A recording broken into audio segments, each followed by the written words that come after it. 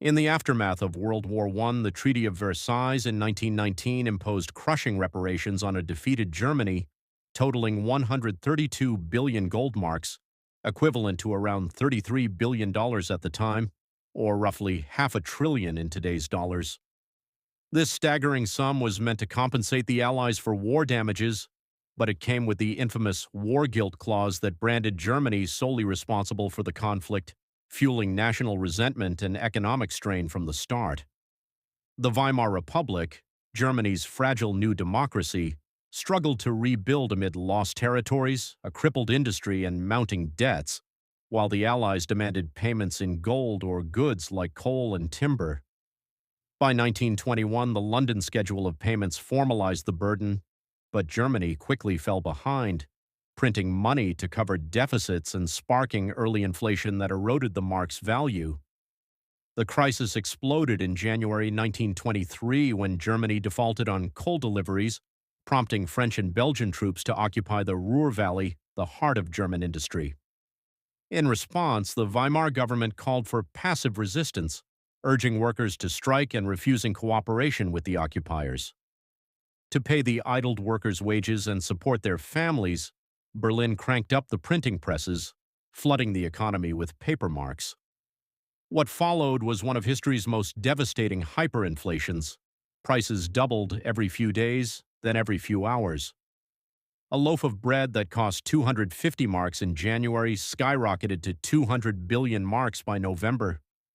Workers hauled wheelbarrows of cash to buy basics, only to find prices rising mid-meal in restaurants. Savings evaporated overnight. The middle class, who had prudently saved in banks, were wiped out, while debtors and speculators profited. Barter replaced currency. People burned worthless banknotes for warmth. By late 1923, one US dollar exchanged for over 4 trillion marks, shattering trust in the government and breeding chaos, crime, and despair. This economic catastrophe didn't just bankrupt individuals, it undermined the Weimar Republic itself.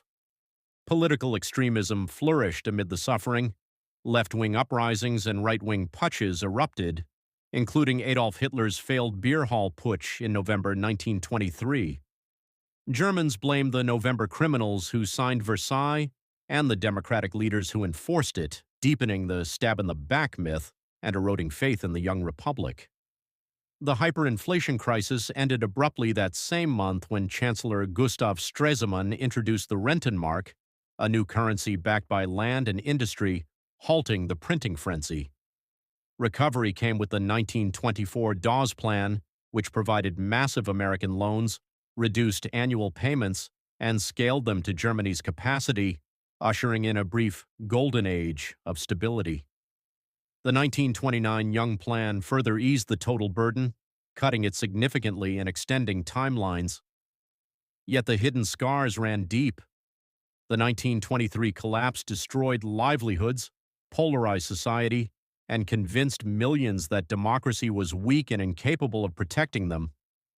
When the Great Depression hit in 1929, exposing Germany's reliance on foreign loans, unemployment soared to 6 million, reviving memories of hyperinflation's horrors.